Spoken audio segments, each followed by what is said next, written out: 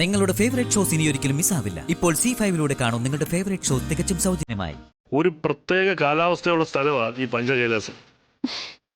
മേഘം വന്ന് ഇറങ്ങുന്ന പോലെ തന്നെ കയറി പോവുകയും ചെയ്യും. വിഷ്വലുകൾ മൊത്തം മഞ്ഞിൽ മുങ്ങിപ്പോയിട്ടുണ്ടാവുമെന്ന് കരുതി മുമ്പോട്ടുള്ള ഫൂട്ടേജുകൾ ചെക്ക് ചെയ്യാൻ ആരും മെനക്കെട്ടതുമില്ല. എന്നിട്ട് ആ കുന്തിപ്പ എവിടുന്ന് പൊങ്ങി വന്നു? ഇനി ഫോറസ്റ്റുകാരുടെ കൺട്രോളില്ല അവിടുത്തെ CCTV ക്യാമറകളെല്ലാം. ഈ അന്വേഷണത്തിന്റെ ഭാഗമായി അവയിലെ ഫൂട്ടേജുകൾ ഈ ഫോറസ്റ്റുകാരോട് ആവശ്യപ്പെട്ടത് മുമ്പിരുന്ന പഞ്ചകൈലാസം CI നിഷാദ് പ്രധാനമായും ശ്രദ്ധ കേന്ദ്രീകരിച്ചത് ഈ സൂയിസൈഡ് പോയിന്റിലെ ഫൂട്ടേജിലാണ്. പക്ഷേ ഈ മഞ്ഞുമൂടിയ ശേഷമുള്ള ഫൂട്ടേജുകൾ അയാൾ അവഗണിച്ചു കളഞ്ഞു.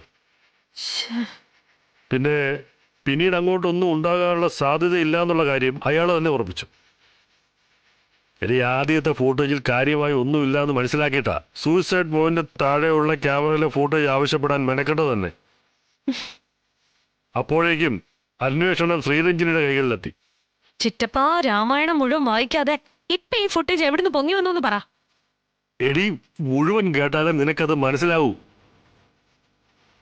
ഈ ശ്രീരഞ്ജനി തന്നെയാണ് ഈ ഫൂട്ടേജ് ഇപ്പോ തോണ്ടിയെടുത്തോണ്ട് വന്നത്. ശ്രീരഞ്ജനിയോ? അതിനവര് സസ്പെൻഷനിലല്ലേ?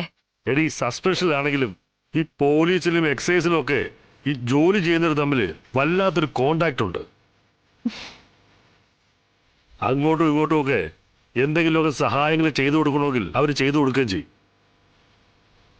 സസ്പെൻഷനിലായതോടെ ശ്രീരഞ്ജനിക്ക് വാശി കയറി. അവർ ഈ കേസ് തെളിയിച്ചേ അടങ്ങുമെന്ന് പറഞ്ഞ് തുനിഞ്ഞിറങ്ങിയിരിക്കുക. അവരുടെ പ്രശ്നമില്ല. പഞ്ചകൈലാസത്തിലെ മറ്റേ CI ഉണ്ടല്ലോ, നിഷാദ്, വീണ്ടും ഈ CCTV ഫുട്ടേജ് ഫോറസ്റ്റുകാരോട് ആവശ്യപ്പെട്ടത്. എടി, അങ്ങനെ ആ ദിവസത്തെ ഫുൾ ഫുട്ടേജ് അതനുസരിച്ച് ഫോറസ്റ്റുകാർ പോലീസിന് കൈമാറി. എന്നുവെച്ചാ ഫുട്ടേജ് ശ്രീരഞ്ജനയുടെ കയ്യിലെത്തിയെന്നോ? ഞാൻ ഇവിടെ അങ്ങ് തൂങ്ങിയേക്കിട്ടെ ചിറ്റപ്പ, അതാ ഇതിലും ഭേദം. എടി, പറയുന്ന മുഴുവൻ കേക്ക് നീ. അതിപ്പോ ശ്രീരഞ്ജനിയുടെ കയ്യിലെങ്ങും പോയി എത്തിയിട്ടില്ല. എടി, കഥയിലെ ട്വിസ്റ്റ് അതൊന്നുമല്ല. ഈ ഫൂട്ടേജ് ചെക്ക് ചെയ്യാൻ CI നിഷാദ് ഫോറസ്റ്റുകാരുടെ അടുത്തേക്ക് അയച്ചത് ആരെയാണെന്നറിയോ? നമ്മുടെ കോൺസ്റ്റബിൾ വിജയനെയാ. എടി, ഫൂട്ടേജ് കൊടുക്കേണ്ടത് ശ്രീരഞ്ജനിയുടെ കയ്യിലായതുകൊണ്ട് കൈമാറുന്നതിന് മുമ്പ് അയാളത് കുത്തിയിരുന്ന് മുഴുവൻ ചെക്ക് ചെയ്തു. അപ്പോഴാണ് ഈ വിഷ്വൽസ് കാണുന്നത്. എന്ന് പറഞ്ഞ കോൺസ്റ്റബിൾ വിജയൻ അല്ലാതെ വേറെ ആരും ഈ വിഷ്വൽസ് കണ്ടിട്ടില്ല എന്നാണോ? കണ്ടിട്ടില്ല എന്ന് മാത്രമല്ല, ഫോറസ്റ്റുകാരുടെ CCTV സിസ്റ്റത്തിൽ നിന്ന് തന്നെ വിജയൻ അത് മുഴുവൻ ഡിലീറ്റ് ചെയ്യുകയും ചെയ്തു. ആശ്വാസം. പിന്നെ ചിറ്റപ്പൻ എന്തിനാ എന്നെ വെറുതെ പേടിപ്പിച്ചത്? എടി, പറഞ്ഞു തീർന്നില്ല.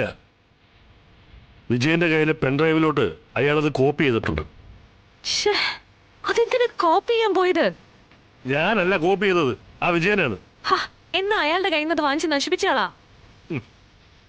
എടി, നമ്മൾ തന്നെ നശിപ്പിച്ച് കളയാനാ വിജയൻ പറയുന്നത്. പെൻഡ്രൈവ് വേണമെങ്കിൽ നമുക്ക് തരാന്ന്. എന്നാ പിന്നെ വാങ്ങിക്കേ ചിറ്റപ്പാ. വാങ്ങിക്കാമായിരുന്നു. പക്ഷേ ആ പെൻഡ്രൈവിനെ വിജയൻ പറയുന്ന വില 25 ലക്ഷം രൂപയാ. ഡൗൺലോഡ് ചെയ്യൂ C5 ആപ്പ്. കാണൂ എല്ലാ എപ്പിസോഡുകളും സൗജന്യമായി.